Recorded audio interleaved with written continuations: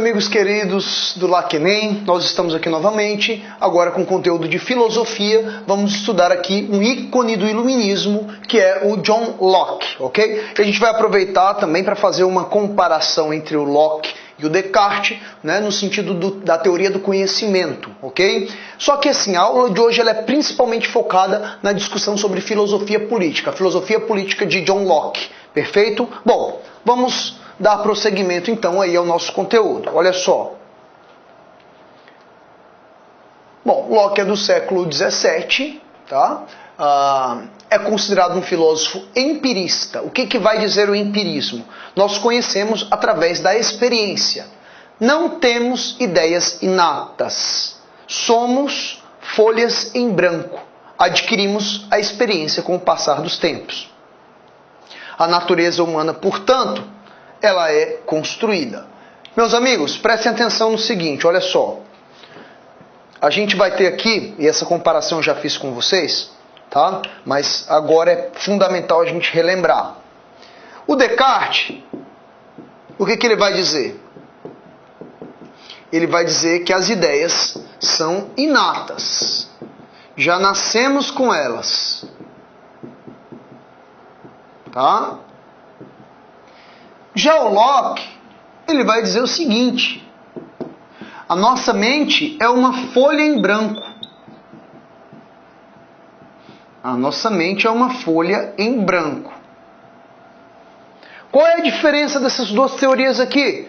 Simples, presta atenção. Descartes vai dizer o seguinte: você já nasce com a sua racionalidade. Você não aprende a ser racional. Isso já é teu. Ninguém te tira. Correto? Já o Locke vai dizer, a mente é uma folha em branco. Você vai adquirindo as experiências com o passar dos tempos. É essa a questão para o Locke, ok? Você não nasce pronto, ninguém nasce pronto. Você nasce com, obviamente, uma capacidade para racionalidade que os animais não possuem, né? Você nasce com uma liberdade para se construir, ok? Mas as ideias, elas vêm de fora principalmente. Você tem uma capacidade racional, sem dúvida, mas as ideias vêm de fora. Não existem ideias inatas para o John Locke, ok? E essa teoria, pessoal, ela vai ser importante também para a gente compreender toda a estrutura do pensamento político de Locke, ok? Primeiro, o poder político não tem origem divina, vai depender da experiência humana. Ora, se o homem ele é fruto da sua experiência, tá? A política também deve ser fruto da experiência humana. Okay? A ideia de acreditar numa política que tem relação com a divindade, para o Locke soa estranho. Tá? Não que o Locke seja um sujeito antirreligioso, não, pelo contrário. Ele tem até ideias, por exemplo, ele acredita que é possível provar racionalmente a existência de Deus. Então não é essa a questão, não é essa a questão. O que vai acontecer aqui? Para o Locke, a política ela é uma atividade humana. E o homem ele é fruto de sua experiência. Então não tem como eu atribuir à questão política uma origem divina. Né? A ideia da autoridade divina dos reis, por exemplo, as monarquias absolutistas, vai ser criticada pelo John Locke. Ok? Justamente porque ele tem esse preceito de que o ser humano ele é um resultado de suas experiências. Correto? Isso vai ser fundamental, portanto. Então vocês percebem aí, pessoal, como uma teoria de conhecimento, tá, influencia diretamente uma teoria política. Importante a gente saber disso. Justnaturalismo. O que é o justnaturalismo? Realização de direitos naturais. Pessoal, quais são os direitos naturais fundamentais? Tá? O primeiro deles, o mais fundamental de todos, direito à vida. O direito à vida. Ok? Esse é o direito mais fundamental, porque é um direito que é a base de todos os outros direitos. Porque se você não tem direito à vida, você não tem mais direito a nada. Então é como se o direito à vida fosse, na verdade, mais que um direito. Fosse a base de todos os outros. Ok? Se eu não tenho direito à vida, né, eu não sou livre, porque não existe ninguém que é morto e livre ao mesmo tempo, não é? Você já viu morto ser livre? Não, morto está morto, acabou. Então o direito à vida é o direito mais fundamental. Agora vocês percebam uma coisa, né? Quando John Locke fala do direito à vida, ele está falando de uma questão fundamental. O que é o ser humano para John Locke? Ele é fruto de sua experiência, correto? E a experiência humana, ela advém do quê? Ela advém de onde? Ela advém da experiência sensível, sensorial também. Principalmente sensorial. Ok? Então, o que é o homem para John Locke? O homem é um indivíduo. O homem é um indivíduo. Isso aqui é fundamental da gente saber. Então, essa individualidade, a vida do corpo, né? Eu sou um indivíduo e eu tenho uma vida individual. Você é outro indivíduo e você tem outra vida individual. Ok? Então, a minha vida individual, né, é a questão aqui do direito natural. Ok? Ele não está falando aqui de uma vida coletiva, mas da soma de todas as vidas individuais. Ok? Ele não está falando aqui de uma questão institucional, uma questão grupal. Não. É o indivíduo. O indivíduo é a base de toda a teoria política de John Locke. Correto? Então, quando ele fala de direito à vida, ele está falando direito à minha vida física. Né? Ninguém tem o direito de vir e me matar e de me ameaçar. Isso não é um direito. O direito de ameaçar uma pessoa não é um direito. Agora, o direito dela ser protegida, aí sim. Aí sim. Ok? Essa é uma questão fundamental para o Locke. Todos nós somos indivíduos. Então, temos que ter a nossa individualidade respeitada. A nossa individualidade para Locke é um bem inalienável, indiscutível, inegociável.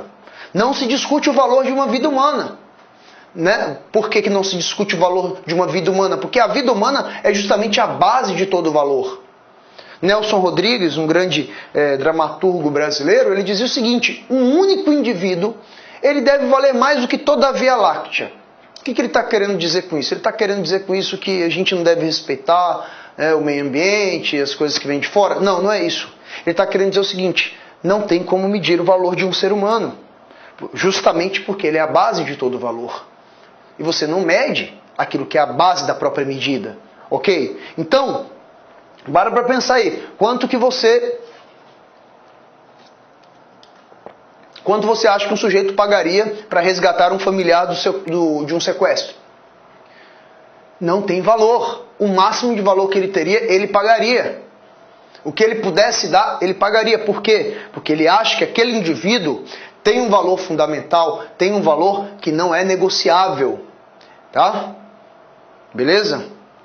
Você não consegue imaginar uma pessoa que um sujeito que sequestrou, né, alguém, fala para o outro que precisa de um dinheiro, fala, pode levar, isso aí não vale não vale nem 5 mil reais, quanto mais 10 que você quer, que você está exigindo de mim, né? É meio difícil você ver isso, pode até acontecer, né, mas é difícil, beleza? Então, é fundamental a gente saber essa questão do direito natural e o principal direito, que é o direito à vida. Depois a gente vai entender outros direitos naturais. O primeiro é esse, o primeiro mais básico é esse. Tá? Com os próximos slides a gente vai entender outros também, como direito à propriedade, o direito à liberdade, tá? Mas por enquanto fica assim.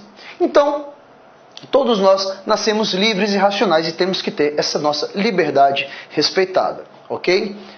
E a nossa racionalidade também, que é justamente a possibilidade da gente se comunicar, interagir, sem precisar recorrer a selvagerias, ok? Beleza? Então, primeiro slide passou. Continuando então, vamos lá. Locke era um contratualista. O que é um contratualista, pessoal? Veja bem. Contratualismo vem de contrato, contrato social, ok? Contrato social. Aí eu faço a pergunta para vocês: o que é um contrato social? Né? Eu sei o que é contrato, assim, que eu vou abrir uma conta no banco e eu assino um contrato. Isso aí eu sei o que é. Eu sei o que é um contrato. Eu peguei o holerite da minha empresa e tive que assinar, né? Eu fui admitido numa empresa e tive que assinei um contrato. Agora, o que seria um contrato social? Um contrato da própria sociedade? Seria um acordo implícito, um acordo que todas as pessoas implicitamente elas já assinariam previamente, né? Justamente para que possamos nos organizar. Por exemplo, você não assinou, você chegou a assinar mesmo para ali a lei que diz que você não deve matar uma pessoa? Tem lá a sua assinatura? Não tem, mas se você matar alguém, você vai preso. Né? Se você matar alguém, você não pode dizer, mas eu não assinei nada, nem sabia que era errado. Cadê minha assinatura aí? É meio estranho. Né? Você rouba uma coisa, o policial te prende, aí você vai falar, cadê o contrato que eu assinei dizendo que é proibido roubar? Me fala. Então por que você vai me prender? Eu quero saber cadê o contrato. Você não vai falar isso, então não é esse tipo de contrato. Esse contrato é uma espécie de acordo, um acordo prévio. É um acordo prévio entre todos os homens da sociedade. Claro, você individualmente você não assinou isso, tá? Mas é justamente para proteger a sua individualidade que esse contrato já está pré-estabelecido. Né? E ele pode ser estabelecido, né, nas formas mais oficiais, né, nas formas burocráticas, ok? O Estado ele deve se pautar nesse acordo implícito entre todos, porque vai ser o melhor para todos, por exemplo, que haja uma lei impedindo o sujeito de matar uma pessoa. Estão compreendendo? Ok? Então, este contratualismo de Locke, esse contrato social de Locke, ele vai valorizar principalmente a liberdade. A liberdade, pessoal, é uma palavra-chave, tá? Uma informação básica para vocês aí. O Locke, anotem isso, que isso aqui é fundamental. O Locke, ele é o pai do liberalismo. Ok? Ele é o pai do liberalismo. Então, veja bem, o liberalismo vai trabalhar com a ideia de liberdade, e aí eu vou dar uma informação fundamental aqui para vocês. A liberdade em todos os sentidos que você imaginar. Tanto a liberdade política, a liberdade social, a liberdade intelectual, a liberdade religiosa, a liberdade econômica, e vai. Né? Por exemplo, liberdade religiosa. John Locke tem um livro muito interessante chamado Carta acerca da Tolerância.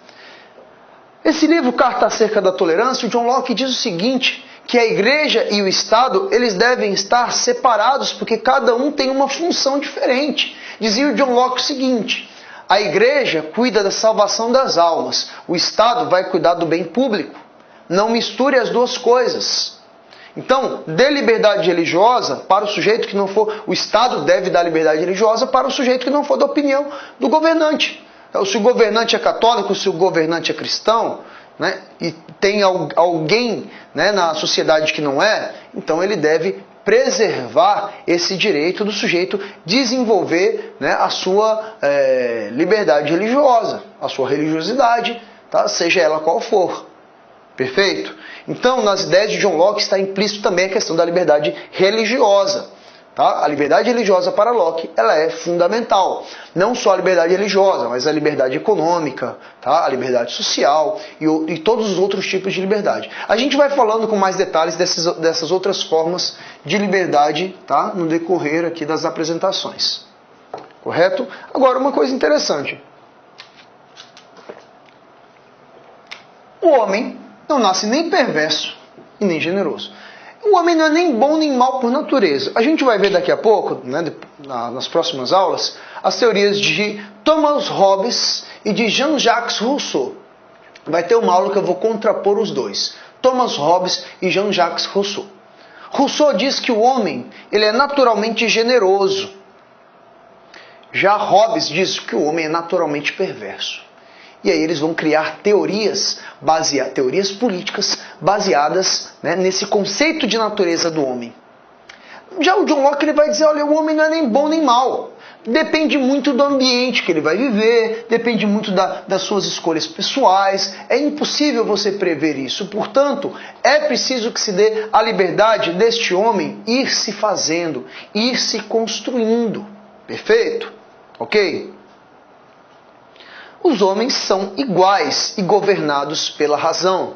Ok? O preceito da igualdade, pessoal, é o princípio mais fundamental de justiça. Tá? Os liberais, no caso do John Locke, eles vão acreditar muito no princípio de igualdade. Agora, essa igualdade, pessoal, é uma igualdade de direitos. Todos devem ter os mesmos direitos. Prestem atenção que aqui eu vou fazer uma comparação com determinadas concepções de direitos, tá, no mundo atual. Hoje em dia se discute muito a questão dos direitos das minorias. A gente vai ter uma aula de sociologia que a gente vai falar mais disso. Aqui, John Locke está querendo dizer o seguinte: esse direito aqui é de todos. Todos. Não é só direito de minorias. Todos devem ser vistos de uma forma igualitária. Por quê? Porque todos são humanos. Tá? Todos são igualmente humanos. Portanto, em hipótese nenhuma, para John Locke, eu posso conceber um direito específico para uma minoria. Seja ela uma minoria de negros, né, minoria indígena, né, minoria homossexual e por aí vai. O John Locke, ele criticaria provavelmente, tá, todos esses recursos novos que vêm sendo criados aí para proteger minorias. Tá? Para John Locke, não deve ser proteção de minorias, deve ser proteção de todos. Todos devem ser protegidos igualmente pela lei. Todos devem estar sob a mesma lei. Eu não posso ter uma lei diferente para o negro e outra lei diferente para o branco. Uma lei diferente para o heterossexual e uma lei diferente para o homossexual. Ok? Essa questão é fundamental, portanto. Preceito da igualdade, direito de todos. Todos devem preservar a paz. A segurança é algo fundamental aqui. A liberdade é boa, mas a minha liberdade vai terminar quando eu prejudicar diretamente uma pessoa. Então eu devo preservar a paz. Sou livre, desde que eu não seja uma ameaça direta, clara e verificável. Correto? Então, John Locke vai dizer o seguinte: olha, você é livre, faça o que você quiser. Tá? Agora, se você comete um crime, você vai ter a sua liberdade cerceada. Por quê? Porque a sua liberdade está impedindo a liberdade de todas as outras pessoas. E a sua liberdade não é mais importante que a dela. Então, se você está achando que a sua liberdade é mais importante que a dela, está prejudicando a liberdade dos outros, é a sua liberdade que vai ser restrita. Vocês estão entendendo a lógica, tá, né, do pensamento de Locke? Ok? A propriedade privada é um direito natural também. Olha só, pessoal, e aqui entra as bases da teoria capitalista. O capitalismo não trabalha com a ideia de propriedade privada? Sem dúvida, há uma defesa do capitalismo em John Locke. Tá? O que ocorre? O corpo já é uma propriedade privada para Locke. Eu tenho, este corpo é meu. Né? Você fala, ninguém fala, eu sou este corpo. Você fala, este corpo é meu. Então, é minha propriedade. Essa é a minha propriedade. Né? Aqui, meu corpo. Ok? O seu corpo é sua propriedade. Então é natural que o meu corpo também tenha um espaço próprio. Que haja uma propriedade, né? No sentido já geográfico, né? Onde eu possa exercer a minha individualidade, a minha privacidade e por aí vai. Tá? Então, eu trabalho e conquisto a minha riqueza e compro um apartamento para mim. Pronto. Né? Preceito da individualidade, preceito da liberdade, preceito da propriedade privada. Individualmente eu trabalhei e eu também vou ter o meu lugar. O meu lugar não é seu. O meu lugar não é dele. O meu lugar não é dela. É meu. E aqui quem manda sou eu. Eu posso fazer o que eu quiser aqui dentro da minha casa, desde que eu não fira a dignidade do homem. Né? Desde que eu não fira a própria liberdade do homem, no meu espaço eu faço o que eu quero. No meu espaço ninguém entra a não ser com minha permissão. Ok? Preceito básico da propriedade privada não é um preceito. Veja bem, a gente está falando aqui, pessoal, de século XVII. Esse preceito está arraigado na nossa sociedade até hoje, né? São aí mais de 3 séculos de defesa intelectual da propriedade privada, correto? Então, prestem atenção nisso. Já falamos sobre isso, né? Relação do corpo com a propriedade, relação do trabalho, ok? Continuando, portanto, se todos somos livres e racionais, devemos saber os limites de nossas liberdades. Veja bem, não é que John Locke vai dizer, ok, que é preciso ter censura, que é preciso calar previamente alguém, né? Não é isso, ok? Mas a liberdade, ela só vai ter um cerceamento a partir do momento que ela for prejudicial a outra pessoa. Perfeito? Então, o que acontece para Locke? Eu sou livre e eu devo ser livre. Ninguém pode me prender previamente, né? Como tem um filme muito interessante chamado Minority Report, talvez vocês já tenham visto, que mostra assim que a tecnologia chega num ponto que as pessoas conseguem prever o futuro, né? E aí elas conseguem até ver os crimes que as pessoas vão cometer. Os policiais, eles trabalham num setor de inteligência muito avançado, eles conseguem ver os crimes que as pessoas vão cometer. E aí, previamente, elas já vão prender as pessoas pelos crimes que elas não cometeram, mas que elas vão cometer ainda, né? Então, aqui é o seguinte, você é livre previamente. Eu não vou te prender pelo crime que eu acho que você vai cometer. Não. Eu não posso te prender por um crime que você não realizou. Não posso. Você é livre previamente. Faça o que você bem entender. Agora, há um limite para essa liberdade. E é só uma outra liberdade. Veja bem, olha que interessante essa lógica. O único limite da liberdade é a própria liberdade. Estão compreendendo a nuance desse pensamento, pessoal? A única imposição, a única limitação à liberdade é a própria liberdade. Só que nesse caso é a liberdade do outro. Portanto, a lei é necessária para Locke. A lei é necessária. O contrato social é necessário. Sem contrato social, não há organização social. Ok? Então, há necessidade de estabelecer um pacto social para que pessoas que usurpem direitos básicos sejam punidas. Aquele que assim o faz está abandonando o seu estado de natureza. Ok? A liberdade não é o estado de natureza do homem. Ok? Então, a partir do momento em que eu prejudico o outro, eu estou colocando de lado a liberdade. Estou agindo de uma forma selvagem. Perfeito? Estou agindo de uma forma totalmente selvagem. Ok? Portanto, punição para aqueles que usurparem esses direitos naturais, esses direitos básicos, esses direitos fundamentais do homem. Correto? Ok? O Estado Civil tem como função punir criminosos para que a liberdade natural seja mantida. Então a liberdade civil, ela protege a liberdade natural. É essa a questão. Todos nós somos naturalmente livres.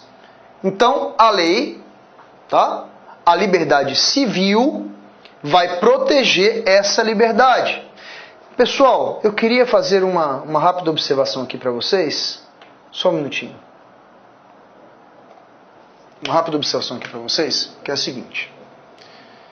Prestem atenção à questão da liberdade aqui. Veja bem. A liberdade para Locke, ela deve atingir todas as esferas. Primeiro, direito à vida, liberdade que eu tenho para viver.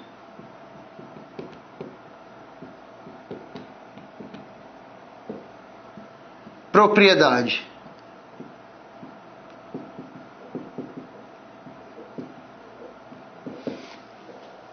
Se o direito à vida é uma parte fundamental da lei, do contrato, isso significa que eu não posso matar ninguém.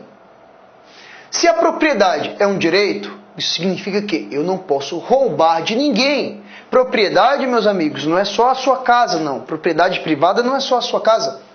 São os seus bens, não é? Seu aparelho celular é sua propriedade.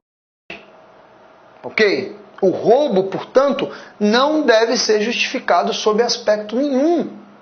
Perceba aí também os preceitos do capitalismo. Tá? Se eu trabalhei, se eu conquistei, ou que tenham me dado de herança, né? Se alguém me deu uma herança muito grande, alguém trabalhou para essa herança, porque dinheiro não brota da terra. Não é? Dinheiro não brota da terra. Alguém trabalhou e liberalmente, né? Assim, deixou, livremente, melhor dizendo, né? Deixou aquela herança para mim. Então, eu não estou sendo injusto por receber uma herança. Porque a liberdade é um preceito de justiça. Então, o sujeito que me deu essa herança foi livre para me dar essa herança. Eu tenho uma maior propriedade que os outros? Tenho, beleza. Mas isso não veio de graça. Alguém trabalhou, alguém suou para isso. E eu dei porque eu quis. Né? Alguém deu para mim essa propriedade. Né? Eu herdei por quê? Porque eu quis. Eu quis herdar e a pessoa quis me dar. Pronto, acabou. Então a questão da desigualdade social, por exemplo, para Locke, não é um problema tão grande assim. Por quê? Porque ela seria resolvida se você trabalhasse simplesmente. Né? Ao invés de você buscar viver da caridade alheia, pode até ser também. Né? Só que você vai estar sujeito a ouvir um não. Você quer viver da caridade alheia? Viva, você é livre para viver. Mas você tem que estar consciente que você está sujeito a ouvir não. Não quero te dar nada. Se você quiser realmente construir, se você quiser ter a certeza que você vai conseguir, então você tem que trabalhar para conquistar suas propriedades. Essa é a questão básica. Perceba aí, portanto, a própria questão do capitalismo. Outra coisa, o princípio do lucro. O princípio do lucro, defendido por Locke, tem tudo a ver com a questão da propriedade também. Eu sou o dono dos meios de produção. Eu tenho aqui o meu espaço da minha empresa. Eu vou lucrar da maneira como eu bem entender. Estão compreendendo? Ó, os meios de produção são meus. Eu tenho aqui um salário para te pagar. Né? Eu sou livre para dar esse salário. Você é livre para vir trabalhar e aceitar ou não esse salário que eu estou te oferecendo. Não é? Por mais que seja o princípio do meu lucro, isso que eu vá precisar de você para lucrar, você também precisa de mim para receber. Então é um acordo tácito. Né? Perfeito? Ok? Então, direito à vida, direito à propriedade. E aqui entra também a liberdade de opinião, a liberdade de expressão. Liberdade de expressão. Né? A gente vive muito uma discussão atual hoje sobre liberdade de expressão. Correto? Principalmente depois de algumas polêmicas aí. Recentemente teve aqueles ataques terroristas ao jornal francês Charlie Hebdo. Muitas pessoas acreditaram que o que aconteceu com eles foi apenas uma decorrência de um mau uso da liberdade de expressão. Então as pessoas acreditam que deve ter um limite na liberdade de expressão. Para John Locke não deve haver limite, desde que você não prejudique claramente, diretamente alguém, né, um indivíduo. Tá? Você chega, por exemplo, você está numa sala de aula, você está num ambiente público, em qualquer lugar, e você constrange o outro com as suas palavras, e você tem um foco na sua crítica, aí a pessoa pode até te processar, porque ela teve danos diretos e visíveis. Agora, você fez uma crítica geral a uma determinada religião, não teve um foco específico, não teve um foco em uma pessoa específica, não tem problema. A sua liberdade não prejudicou. O outro é que se sentiu ofendido. Os preceitos do liberalismo seria isso. Correto? Então, um liberal, ele vai defender a liberdade absoluta para o Charlie Hebdo lá colocar o que quiser. Agora, a partir do momento que o sujeito o chargista ele sai para a rua e discrimina uma pessoa, aí a liberdade dele já acabaria. Né? Ele ou discrimina ou simplesmente agride uma pessoa, a liberdade dele acaba ali.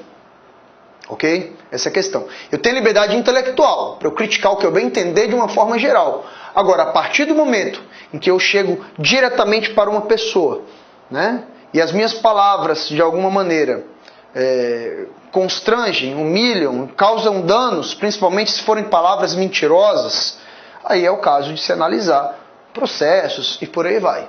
Tirando isso para o John Locke. Tá? Não deve ter nenhum outro cerceamento. Perfeito? Correto? Bom, aqui uma frase fundamental. Frase muito boa também para colocar em redação, hein, pessoal? Onde não há lei, não há liberdade. John Locke. Meus amigos, essa frase, num primeiro momento, pode parecer uma frase contraditória. Porque o que a gente pensa da lei? A gente pensa que a lei é o quê? A lei, ela me impede. A lei, ela me impede. A lei, ela não me dá liberdade absoluta. Mas a questão é o seguinte, pessoal. Liberdade é diferente de libertinagem. Libertinagem é eu fazer apenas aquilo que o meu desejo manda. Se fôssemos totalmente libertinos, não seríamos livres para mais nada. Por quê? Porque a libertinagem ela faz com que você se animalize. E o animal não tem escolhas. Ele é apenas um escravo dos seus instintos. O homem não pode ser escravo dos seus instintos, está dizendo John Locke. Não seja você um escravo do seu instinto. Um viciado em drogas, por exemplo. No primeiro momento em que ele usou uma droga pesada, ele foi livre. No segundo momento, a liberdade dele já foi diminuindo. Até chegar a um ponto em que ele já está totalmente dependente. Por que diz que o dependente químico é um dependente? Porque ele não é livre. Ele já não é mais livre naquele momento que ele está usando. Tanto é que direto aparecem casos aí, né, de filho que manda a mãe acorrentar ele. Ó, mãe, me acorrenta aí, por quê? Porque eu vou fazer besteira. Amanhã eu vou usar droga de novo, eu estou viciado. Então já me acorrenta aí. Porque ele sabe que ele não tem mais liberdade, ele não tem mais controle sobre ele. Por quê? Porque a libertinagem, a selvageria, não te traz liberdade. A selvageria, a libertinagem, só vai te fazer dependente. Só vai te fazer escravo dos seus sentidos, escravo dos seus prazeres. Reflexão aí sobre a nossa vida atual. A nossa vida atual onde todo mundo faz o que quer. Né? Onde as pessoas se relacionam com os outros apenas, né, por meros critérios, né, de desejos sexuais, por exemplo. Muitas vezes acontece isso. Né? Não posso generalizar também. Essas pessoas, elas estão sendo livres de fato? Elas estão exercendo sua liberdade no sentido mais puro do termo? Ou elas estão, na verdade, se escravizando? Né? Dependendo, né, de determinados fatores que diminuem as suas escolhas reais. Reflexão importante. Então, para John Locke, liberdade não significa o direito de eu poder fazer tudo. Tudo que o meu primeiro desejo, meu desejo mais básico, meu desejo mais superficial, meu desejo mais rudimentar quiser. Não. Não mesmo. Correto? Ok? Então é preciso a lei. Não há liberdade sem ordem. Liberdade sem ordem é libertinagem. Mas também eu não posso ter ordem sem liberdade, porque ordem sem liberdade é tirania, é monarquia absolutista. E o John Locke, informação importantíssima para vocês agora, o John Locke é o primeiro filósofo que vai criticar de uma forma clara e contundente a monarquia absolutista. Ao invés disso, ele vai propor o quê? Uma monarquia parlamentar. Parlamentar. O que seria essa monarquia parlamentar, professor? Bom, vamos fazer o seguinte então.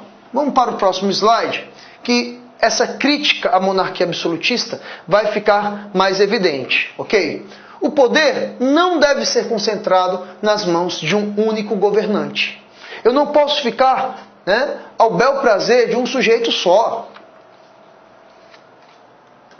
Quem é que vai impor um certo limite às liberdades deste rei? Não é? Se ele quer tudo, por exemplo, de uma forma tirânica. Quem é que vai colocar um limite ali?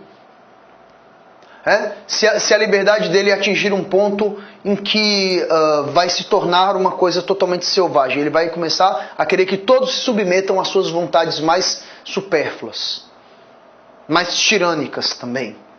Vai ser problema.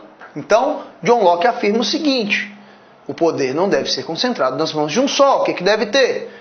Um grupo de indivíduos ligados diretamente ao povo deve fazer as leis. Cabe ao rei apenas aplicá-las. É o surgimento do liberalismo político. Olha isso, pessoal. Olha isso. John Locke, ele já pressupõe aí uma divisão dos poderes, que vai ser mais desenvolvida depois com Montesquieu.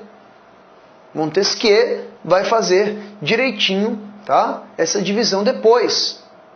Mas prestem bem atenção numa coisa. Prestem bem atenção numa coisa. John Locke, ele já vai começar a criticar a monarquia absolutista e propor o que? A criação de um parlamento. Um grupo de pessoas, né, ligados diretamente ao povo é que deve fazer as leis. É o parlamento. O parlamento é que deve fazer as leis. O rei vai fazer o quê? O rei vai aplicá-las. Poder executivo. Então, separação aí entre legislativo e executivo. Legislativo e executivo devem ser separados. Preceito fundamental aí do John Locke, tá? E que vai influenciar a gente até hoje. Até hoje somos influenciados por essa ideia. Ok? O governo civil pode ser questionado a qualquer momento se estiver ferindo os interesses gerais. Tanto o rei pode ser deposto, quanto o parlamento modificado. Pessoal, olha que interessante isso. E olha que novidade. O governo civil deve ser questionado. Questionado por quem? Pelo povo. A população deve ser ouvida para Locke. A população deve ser ouvida. Ou seja, a monarquia, ela pode coexistir, tá, com, né, a vontade do povo. Então John Locke não vê na monarquia um sistema que deve ser destruído, mas um sistema que deve ser reformado. Então, ao invés da monarquia absolutista, a monarquia parlamentar. E a monarquia parlamentar, ela tem um diálogo com o povo. Correto? Ela tem um diálogo com o povo. Ela tem um diálogo com a população. Por quê? O que é o povo? É a soma de vários indivíduos. Então, eu, como indivíduo, se eu sou um rei, eu não posso sobrepor as minhas vontades sobre a vontade dos outros. Porque somos iguais. Mesmo eu sendo rei, somos iguais enquanto indivíduos. Não é? Eu tenho um corpo, eu tenho as minhas propriedades, eu tenho os meus direitos naturais, assim como o rei. Então não deve haver, né, a monarquia não pode ser um preceito para a tirania. A monarquia não deve se degenerar em tirania. A monarquia parlamentar é algo muito mais sábio, é algo muito mais justo. E a Inglaterra, né, que é a terra de John Locke é um filósofo inglês, a Inglaterra até hoje é uma monarquia parlamentar. Correto? Beleza? Vai ficar mais claro aqui o que a gente está querendo dizer com o direito da população. John Locke é um dos primeiros filósofos a defender o direito à insubordinação. Por exemplo, se tem uma lei tirânica, se tem uma lei que está fazendo um mal geral à população, a população tem o direito de não seguir. E não só de não seguir, mas de protestar, de fazer de tudo para, inclusive, retirar aquele rei. A população deve ser ouvida, o direito à insubordinação. Caso o governante não siga a vontade do povo, o povo tem direito legítimo de reagir para colocar outro no poder. Vivemos um tempo onde isso é fundamental, né? Você pega aí as manifestações que têm acontecido pelo país inteiro, né? Principalmente aí nos tempos atuais. Aí estamos no mês de março, né? Muito rebuliço em relação a manifestações e tal, né? A população tem que ser ouvida. Não estão gostando do presidente? Pode ir para a rua, pode falar o que quiser. Não estão gostando do seu governador? Vai para a rua, fale o que quiser. né? Você tem o direito de não querer aquele presidente, você tem o direito de não querer aquele deputado, você tem o direito de não querer aquele prefeito. Se está desagradando a população, se está desagradando a grande maioria dos indivíduos, se está desagradando o povo, então você tem que usar da sua liberdade de expressão, da sua liberdade política, né? E você tem o direito legítimo de tentar tirar aquele sujeito do poder, ok? Princípio da insubordinação. Eu não estou fazendo um pacto eterno só porque aquele cara é o governante. Perfeito? Bom, você percebe em todos os setores, tanto no setor religioso, político, econômico, né, a importância da liberdade, né? Por isso, Locke é o pai do liberalismo político. Perfeito, meus amigos? Bom, é isso aí. A nossa aula termina agora, tá? Agradeço muitíssimo a atenção de vocês. Se você gostou, avalie essa videoaula, tá? Um abraço para vocês, bons estudos, fiquem com Deus e até mais. Tchau, tchau. Se você gostou da aula, então curta e compartilhe.